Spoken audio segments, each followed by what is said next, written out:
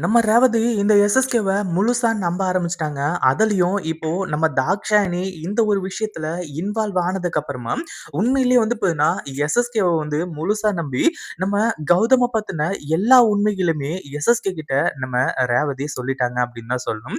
இத்தன நாளா இந்த எஸ்எஸ்கே பிளான் போட்டதே இதுக்காக மட்டும் தான். அதாவது நம்ம ரேவதி வாயால தன்னோட மகன் யாரு அப்படின்றத தெரிஞ்சுக்கணும் அப்படின்றதுக்காக. இதுக்கு முன்னாடி வந்து பார்த்தீங்கன்னா, நம்ம ரேவதிய உருட்டுனாங்க, மிரட்டுனாங்க. ஆனா, அது எதுக்குமே நம்ம ரேவதி பயப்படல. என்ன பண்ணணுமோ பண்ணிக்கோ. எனக்கு எந்த ஒரு பிரச்சனையும் கிடையாது. என்ன கொன்னு கூட போட்டுக்கோ. ஆனா, நம்ம மகன் யாரு அப்படின்றத அதாவது என்னோட மகன் யாரு அப்படின்ற ஒரு விஷயத்த நான் உங்களுக்கு தெரியப்படுத்த மாட்டேன் அப்படின்ற மாரி ரேவதி சொல்லிட்டு இருந்தாங்க. அதாவது ஒரு நாள்ல ஒரு நாள் அதாவது என் மகனே உன்ன அழிக்க போறான் அப்படின்ற மாரி மட்டும் சொல்லியிருந்தாங்க. ஆனா, அத தவிர்த்து தன்னோட மகன் யாரு அப்படின்ற ஒரு விஷயத்த நம்ம ரேவதி சொன்னதே கிடையாது.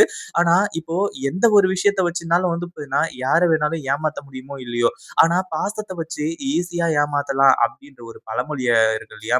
அந்த ஒரு விஷயத்த வச்சு எஸ்எஸ்கே வந்து பார்த்தீங்கன்னா, நம்ம ரேவதிய ஏமாத்துனா, கடைசியில தன்னோட மகன் யாரு அப்படின்ற ஒரு விஷயத்த இந்த எஸ்எஸ்கே இப்போ தெரிஞ்சுக்கிட்டான். அதாவது என்னாச்சு அப்படின்னு பார்த்தீங்கன்னா, நம்ம தாக்ஷாயணி இருந்துட்டு இந்த ரேவதிக்கு ஃபோன் பண்ணி, "உன்கிட்ட இந்த விஷயத்த பத்தி பேசணும். அதுவும் இல்லாம உனக்கு இப்படி ஒரு அநியாயம் நடந்திருக்க கூடாது.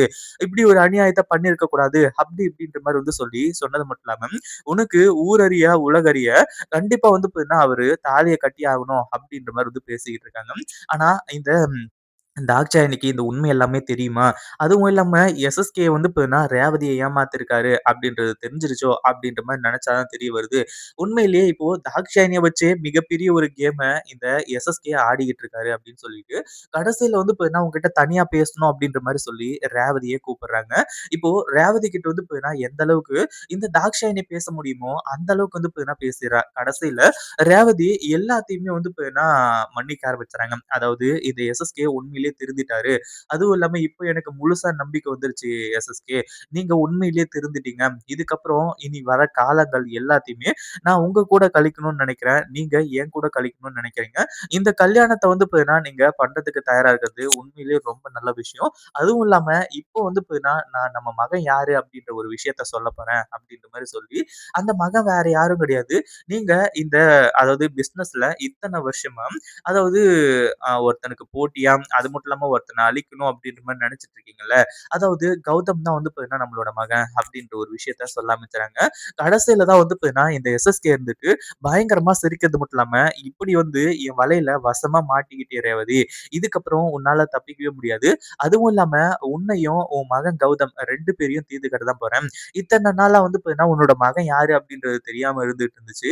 இப்போ வந்து பார்த்தீங்கன்னா, எல்லா உண்மையுமே தெரிஞ்சு போச்சு. இதுக்கப்புறம் என்னோட ஆட்டத்த மட்டும் பாரு. இப்போ உன்னோட கதைய முடிக்கிறேன். அடுத்ததா உன் பையன பின்னாடியே நான் அனுப்பி வைக்கிறேன் அப்படின்ற மாரி சொல்லி, இப்போ நம்ம ரேவதிய கட்டி போட்டு இப்போ பேசிக்கிட்டு இருக்காங்க. நம்ம ரேவதி இப்போ எவ்வளோ பெரிய ஏமாற்றத்த வந்து பார்த்தீங்கன்னா சந்திச்சிருக்காங்க. அப்படின்ற ஒரு விஷயம் இப்ப தான் தெரிய வரப்போகுது. ரேவதிக்கு என்ன பண்றது? ஏது பண்றது? அப்படின்னு ஒண்ணுமே புரியல. தன்னோட புள்ள கௌதம காப்பாத்தியே ஆகணும் அப்படின்னு சொல்லிட்டு, ஒரு பக்கம் வைராக்கியத்தோட இருந்துட்டு இருக்காங்க. இந்த வீடியோ புடிச்சிருந்தா லைக் பண்ணுங்க, ஷேர் பண்ணுங்க. இப்பதான் நம்ம சேனலுக்கு ஃபர்ஸ்ட் டைம் வரீங்க அப்படின்னா, கீழ இருக்க சப்ஸ்கிரைப் பட்டன பிரஸ் பண்ணிக்கோங்க.